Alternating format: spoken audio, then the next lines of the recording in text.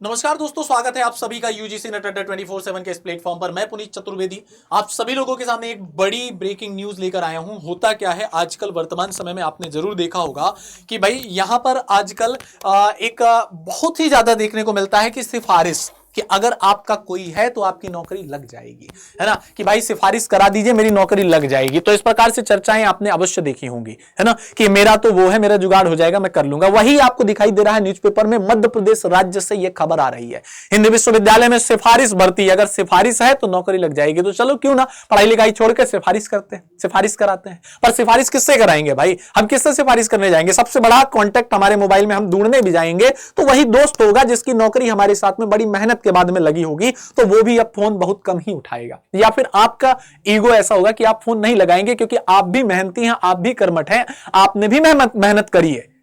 तो आपका भी ये सपना है कि आप भी परीक्षा की तैयारी करें और सफल हो जाएं। लेकिन लोग सिफारिश करते हैं, बिना मेहनत के नौकरी लेके चले जाते हैं। आप कितने बार यूजीसी नेट की परीक्षा पास कर चुके हैं? आप कितने बार जेआरएफ ले चुके? दो बार जेआरएफ, तीन बार ले लिया आपने। कितने राज्यों की आपने सेट परीक्षा उत्तीर्ण करी? कितने राज्यों का असिस्टेंट प्रोफेसर भर्ती परीक्षा पास करी? अंतिम में मेरिट से आप बाहर हो गए। क्यों? देखिए, देखने के लिए मिलेगा आपको। हिंदी विश्वविद्यालय में सिफारिश भर्ती घोटाला, अफसरों की पत्नी और रिश्तेदारों को असिस्टेंट प्रोफेसर बना दिया। भाई सीधे सीधे जो अफसर लोग हैं उनकी पत्नी को, अफसरों के जो रिश्तेदार हैं उन लोगों को असिस्टेंट प्रोफेसर बना दिया है। 150 आवेदन आए, जिनमें से 25 ही योग्य रहे। उनमें से 13 चहेतों को मौका दे दिया जो उनके चहेते थे, जिनका पूरा जिक्र यहां पर दिया है। पीपल्स समाचार एक्सक्लूसिव है ये आपका। हाईकोर्ट में मामला लंबित है, फिर भी ईसी ने खत्म की परिवीक्षा अवधि को समाप्त करके और तत्काल उनको क्या कर दिया, परमानेंट कर दिया। देखिएगा खबर पूरी मैं सुनाता हूं। अटल बिहारी वाजपेयी हिंदी विश्वविद्यालय ये भोपाल में है, सिफारिश भर्तियों को लेकर चर्चा में है। आरोप यह है कि यहां असिस्टेंट प्रोफेसर की भर्ती सिफारिश रिश्तेदारी को लेकर प्रभावशाली लोगों की पकड़ के दम पर की गई। जो प्रभावशाली, जिनका थोड़ा नाम है, जो अधिकारी हैं, ऑफिसर हैं, अधिकारी रैंक के लोग हैं, उन लोगों ने कहा कि मेरे पत्नी को नौकरी दे दो, मेरे रिश्तेदार को दे दो, तो उनको मिल गई। कई ऐसे नाम सामने आए जिनका जुड़ाव अधिकारियों, संगठनों और विश्वविद्यालय प्रबंधन से बताया जा रहा है। सबके चौंकाने वाली बात यह है कि मामला हाईकोर्ट में विचाराधीन होने के बावजूद विश्वविद्यालय प्रशासन ने बिना हिचक के 13 असिस्टेंट प्रोफेसर की परिवीक्षा अवधि को समाप्त कर दिया और उन्हें स्थायी कर दिया। इससे न केवल नियमों की अनदेखी के आरोप लगे हैं, बल्कि पूरी भर्ती प्रक्रिया की पारदर्शिता और निष्पक्षता भी कटघरे में खड़ी हो गई है। यह भर्ती साल 2023 में की गई थी। कब की गई थी? 2023 में की गई थी। अब देखिए, बहुत सारे यहां पर एडवोकेट हैं, विकास जैन, उनका भी क्या कहना है। सभी लोगों की, विश्वविद्यालय की इन नियुक्तियों पर सवाल उठे हैं। कौन कौन से? तो डॉक्टर गौरव गुप्ता हिंदी विभाग के, गाइड धर्मेंद्र पारे ईसी सदस्य मुकेश मिश्रा के परिचित हैं, इसलिए इनकी नियुक्ति को लेकर सवाल उठे। डॉक्टर विजय मिश्रा भौतिकी के हैं, विद्यार्थी परिषद के पूर्व महाकौशल प्रांत के अध्यक्ष रहे हैं, इसलिए इनकी नियुक्ति को लेकर प्रश्न उठे। डॉक्टर चित्रलेखा कढ़ेल वनस्पति विज्ञान है ना, इनका विषय। और अशोक कढ़ेल की पत्नी शिक्षा उत्थान न्यास के क्षेत्र की प्रमुख है। रश्मि चतुर्वेदी शिक्षा विभाग की, पति धीरेन्द्र चतुर्वेदी प्रज्ञा प्रवाह के प्रांत संयोजक हैं। क्यों नहीं लगेगी?